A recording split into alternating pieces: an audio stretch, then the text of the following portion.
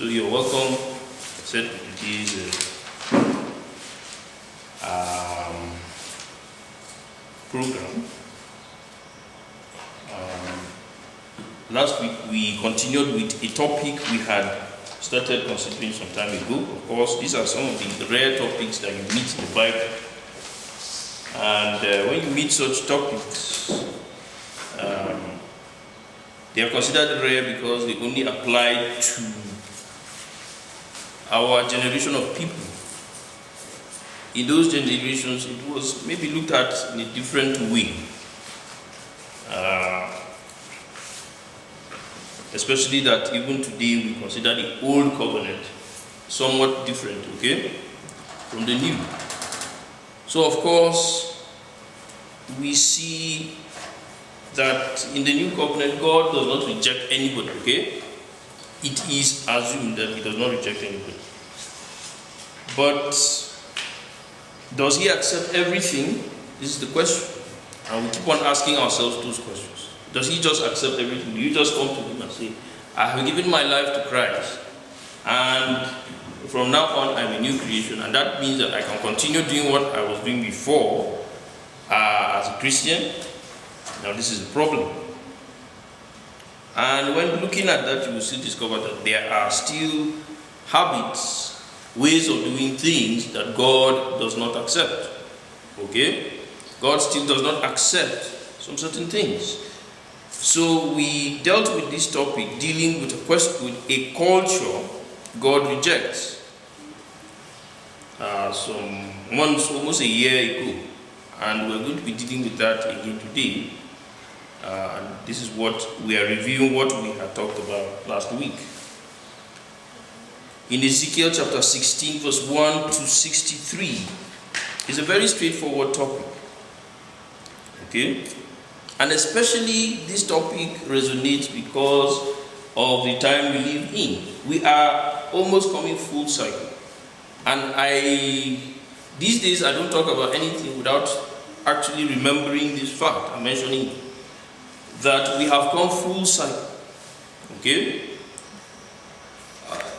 Human beings have developed along a particular line of thought. And it was very difficult, according to the history the Bible teaches us. And of course, when you look into secular history too, you will see the same thing resonate. It was so difficult for nations to come out of what particular ways of life. And we know that the modern economy and way of doing things is actually a product of the maturity of Christian civilization, which came out directly, not indirectly, from the Jews, okay? From Jewish culture and religion. And so the world has come full circle back to begin to want to embrace those old things again. And why is it so? Mainly because they feel that those things allow them to express their spiritual, innate spiritual abilities. Okay? And of course, we know that never died even within Christianity itself, because Jesus came doing miracles. Okay? So this is what is happening. But Christianity had to evolve in a particular way to douse that thing. Okay? Christian culture at least. And worse still, that science itself developed within that circle. Okay? So it doused that desire for supernatural miracles. But we're coming back to the point where people want to bring back that within the modern civilization.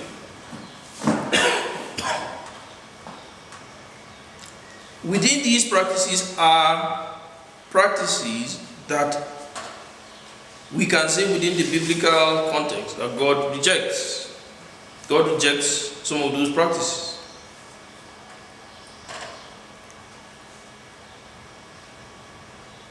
And those practices are not limited to cultures that are, let's say, primitive in that sense. But even during the maturity of the Roman Empire, we had people who came up with philosophies like Epicurus, who expressed a way he believed that to create a global space or a global village, people needed to interact between cultures freely, even when it came to marriage and sexual relationships and all that. Okay, so this is one of the things that happen. Some of the things Epicurus says are true in terms of secularism, but when you come to the spiritual or the moral aspects, you find that the Bible rejects them. Okay? And when we talk about that, we talk about a concept like relativism. Okay? Relativism means that nothing is right. You can't go and say that this thing is right and that one is wrong. You have to say, you have to argue your case, okay? I want to do this, so for me this is right. You want to do that, so for you that may be right. And there is no one wrong. That is relativism. Okay? Of course, anybody who has really studied it will know that, yes, there are things in life where it is about opinion and it's about preference. I like taking ice cream. Another person might not. Okay? Those things don't matter. Okay? I like dressing a particular way. I don't like wearing a bada. Another person prefers wearing a bada. Okay? It's based on your own preference. But there are other things that are actually moral discussions. And it is not as easy as saying, I don't like it or I like it. There are things that actually determine very important issues in our lives. And the Bible tells us that God rejects some practices, some things that people do. Some cultures practice certain things, and God rejects them.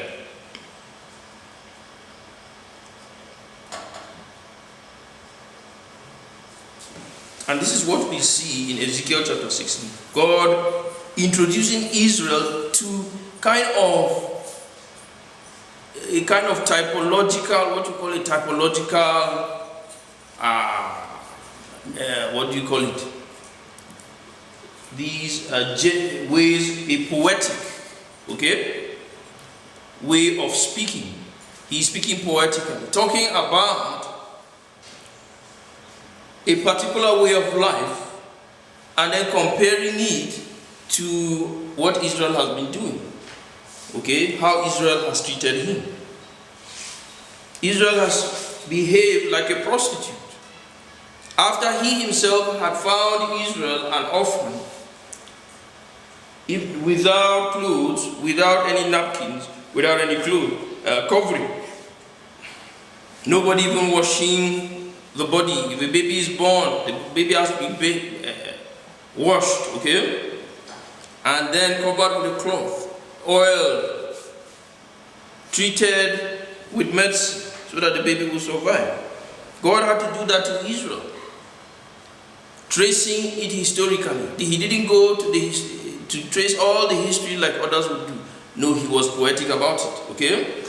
But then he said, when Israel matured, Israel instead turned to prostitute rather than being grateful for what God has done for them.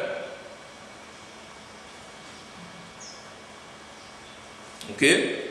So this is what God talks about. And in this his narrative, we see him, because he uses this kind of poetic language, you discover that why he does it is because he wants to handle two things at the same time. Okay? He wants to handle two things at the same time. He's not just talking about his relationship with Israel, he's talking about a way of life. He wants to handle that issue as well. This repeats itself a lot in the Bible. And that happens also sometimes when using allegorical language. Okay? Or typological language. It's what you call typological language. And this is also typological language. Okay? So this is what we see.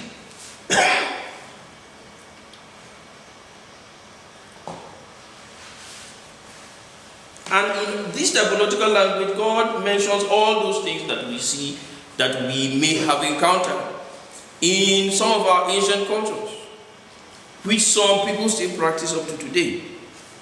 Okay? Things like temple prostitution, human sacrifice. Okay?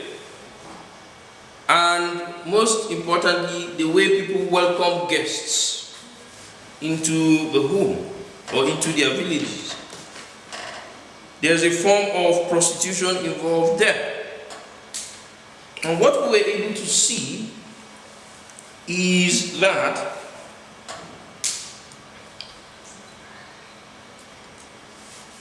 God is talking about the entire humanity, okay? And he's trying to explain that cultures, some of these cultures are corrupt. Actually, some of these cultures are corrupt when we look at it critically, okay? Morally, they are the things that define corruption, a form of bribery, okay? Instead of work, trade relationships are built around work, okay? But when we compromise with that and we give something else in exchange for the work that we should have done, it is a bribe.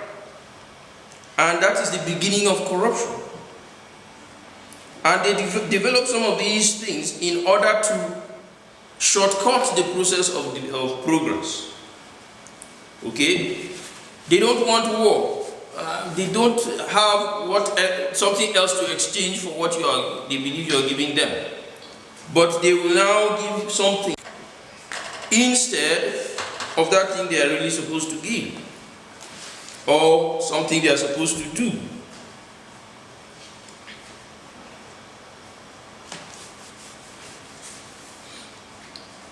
So this is the problem that we see. This is the beginning of corruption. Okay? But in this we discover that what they are taking advantage of is that they are taking advantage of a culture that is actually a good culture. A culture of accepting visitors, okay? Or guests into the house and giving them food. And we see that even how Abraham handles those visitors that came to his house. And what happened at the end, he discovered that the visitors were actually God with his angels, okay? God came with his angels. And when he discovered that, it gives us another understanding of what is the Bible, the history of the Bible actually is giving us. That from Genesis 1 up to Genesis 11, the narrative there has a different thing. When you go all through the Bible, you discover that the different books of the Bible have different ways they are presented, okay? There is a book that is presented as poetry, totally poetry. Songs of Solomon, okay? Proverbs, Psalms, okay? They are all poetry. Other books of the Bible are just history, pure history. But others, you find that there is a mix, okay? There are some that are just prophecy, okay? So they combine a lot of poetry, allegory, all sorts of things, just to prophesy, okay? Narrating of dreams and all that. But others, there's a mix. And that is one of them is Genesis. One is Revelation, one is Genesis, okay? And there are others also that have some of that. So Genesis 1, chapter from 1 to 12, has stories that are not easy to understand, okay? Some may decide to interpret it one way, another way, okay? But if we are coming to realize that some of those things, especially Genesis chapter 1 up to chapter 12, chapter 11, are actually stories that were lost in time, okay? But created and rewritten, okay? And they were universal stories. Everybody accepted some form of that story. And in those stories, there must have been some hidden language, okay? Involved. just to convey a meaning that may not just be purely historical. Okay?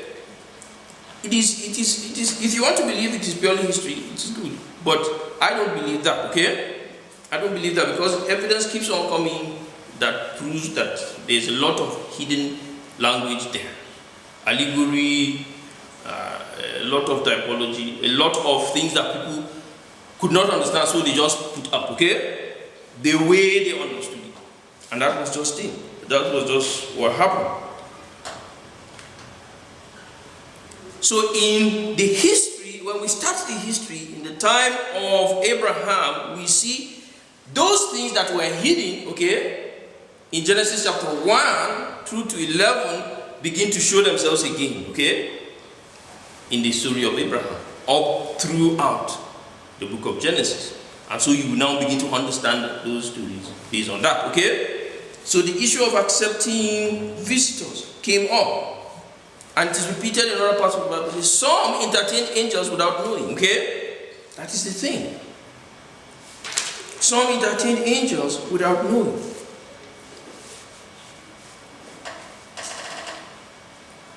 And of course, we see in Genesis 3 and Genesis 6 the negative of that, okay? Where entertaining of angels was actually, in entertaining angels, they fell into sin, okay? And of course, that is also described for us. Some of the things that may have happened. In Sodom and Gomorrah, what happened? When the people saw the angels, what did they say? Bring them out so that we can sleep with them. Okay, to show you that by the time of Abraham, there was something that was introduced before them, okay, that caused God to destroy the people in time of Noah, that was not supposed to be there. Okay? So they wanted to sleep with angels. Of course, very clearly in Genesis 6. Because they felt that sleeping with angels enabled them to give birth to powerful beings. Okay? Supernatural power. And when you want to explain some of the problems we are having in the world today, sometimes it's good to go back to some of these places and look at it, instead of just putting it aside as an ancient, archaic document. Okay? So this is the problem that we continuously face. And I've always criticized atheists for that. Okay? They can't scientifically prove something, so they just push it aside and say it is not. But a real scientist will continue to prod, okay? Continue to prod and think, what is this thing really about? You know, and all that. So this is the cosmic struggle between good and evil. Okay? The cosmic struggle between good and evil. And in many tribes you see that they believe in good powers and evil powers. Okay? Good medicine, evil medicine. Very few tribes have been able to develop advanced technology, and thus not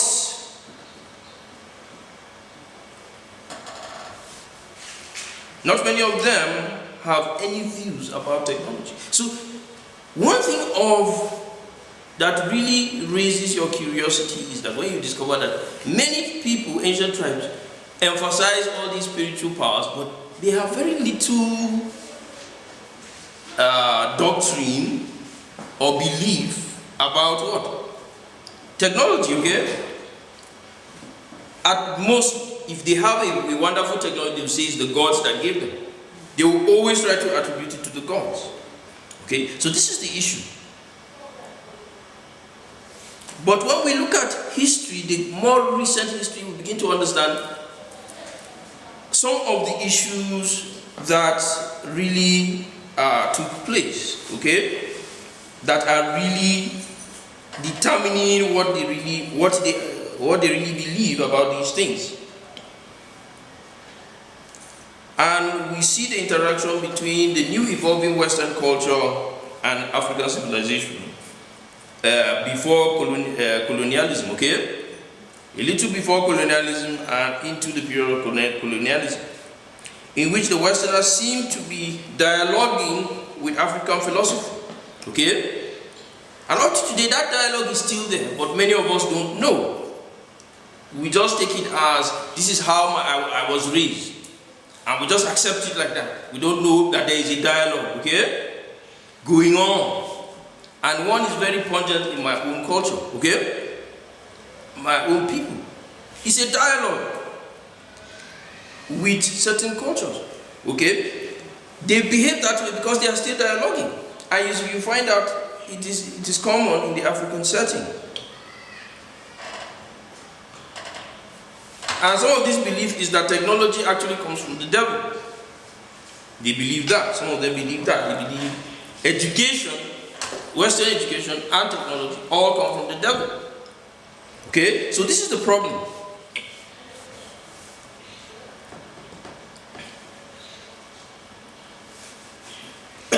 These are very, very important things that we need to see. And sometimes the Westerners also, in their own reaction, they begin to argue against the Bible, okay? Especially that Genesis chapter 1, verse 1 to 11. They begin to argue against it, kind of mock it, okay? Say, yes, well, they gave their women away to the devil so that they can get technology. Okay? They do that. This is an ancient thing. It has reduced now because of Christianity. Christianity is all over the place. And so you will not hear it much. But this is how they normally react to us. And a lot of atheists, when you talk to them, they still echo some of these sentiments. So this dialogue strangely posits that Africans believe technology is evil. And it is an irony because we find that the Bible itself does not say that, okay? It does not say that when you really study it. When you look at it at the surface, looking at stories like that, of course you might think so, but when you really study it, you see that it is different, okay? And we see a very, very clear separation. Though one of the things that we see very clearly is the separation between African theology and Western theology. And the fact that they separated at a point. They were together at one time, okay?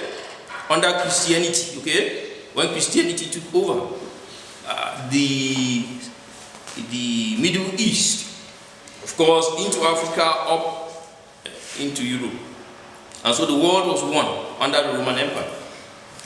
But when they separated, clearly, there is evidence that shows that clearly African theology stopped moving forward, okay? While Western theology moved forward.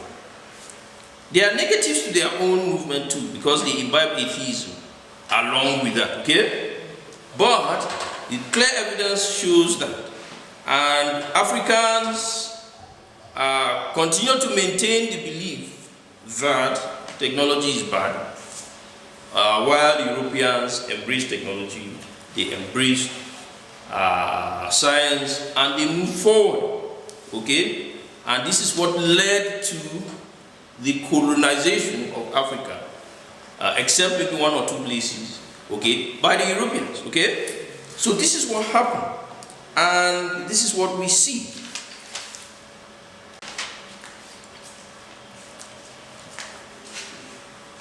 In this way, we can now begin to handle the issue of cultures that we see use this to now remain in the past. Okay? And some of them are taking advantage of the issue of Christianity still preserving the issue of miracles. Okay? And they are still bringing that same concept. Education is bad. Science is bad. And they are using that to now tell us that this is what Christ is saying. Okay? So this is the problem that we have. So in understanding what their background is, we can now be able to interact with them properly, okay? And tell them the truth. And we can only do that by going through the Bible. If you stay in the Gospels and talk about how Jesus healed this person, raised the dead, you will never be able to do that, okay? That's the truth. That's what you need to know. And this is what we have been doing in the Christianity we practice here in Africa for a very long time. we pick the New Testament and we so emphasize this, and it's all about miracles, it's all about the grace of God, and our society is embracing this, while we have a very large percentage of Christians, but Christians who go to the office to sit down and they are waiting for God to do everything. Okay? While corruption is eating deep into the fabric of our society. Because at the end, when you look at it, if we are to trust in God, then you begin to de-emphasize budgeting, okay? And these are things that we have really interacted with face to face, okay? You begin to be so careful. Don't be too strict about this budget. When you are supposed to fix the building, say, okay, this person come, I need money to go to school. This person come, I need money to fix my hair. This person come, I need money to buy clothes. This person come, you know. I some of it is actually genuine. I remember some of these things came up. But up to today we see, and I talked about this some weeks back. And people say, in our own church here, our father emphasized building a structure, okay? Not because he wanted to just emphasize that, but he thought that every other thing would work the way he planned it to work, okay? But he didn't know that it wouldn't work that way. And I heard another person saying, that is why it's important, in his own view, not talking about buildings now, okay? His own talking about where he emphasized. That's why it's important to build people instead of structures. Now, in that place, they abandoned a 77-hectare piece of land, okay? And refused to build it. Refused to emphasize it. He was probably talking about that, okay? Because we were going to that place, actually. And he said it's important, when he said it, to build people instead of structures, okay? And at this point, I discovered that we need to do both, okay? We need to do both. Africans, we want to emphasize people. I've heard it said over and over again. We want to emphasize people. We want to feed people. We want to help them not to suffer, and so that they survive, instead of emphasizing the structure, okay, and people are dying. But the truth is that we have not really looked at it carefully. The West succeeds because it prioritizes, okay? See, if I want to build people, I must build the structure, okay? So that I will use the structure now, okay, to build the people. So it is a misunderstanding that is coming from a dialogue that stems from racial and tribal concerns. And this is my concern, that if we emphasize this thing, we're not going to make it, okay? That is the truth. If we emphasize that, we will not make it. We need to forget about that ancient dialogue, okay, that separates them and us, and emphasize what brings us together, which is the Word of God, okay? Shabbat Shalom.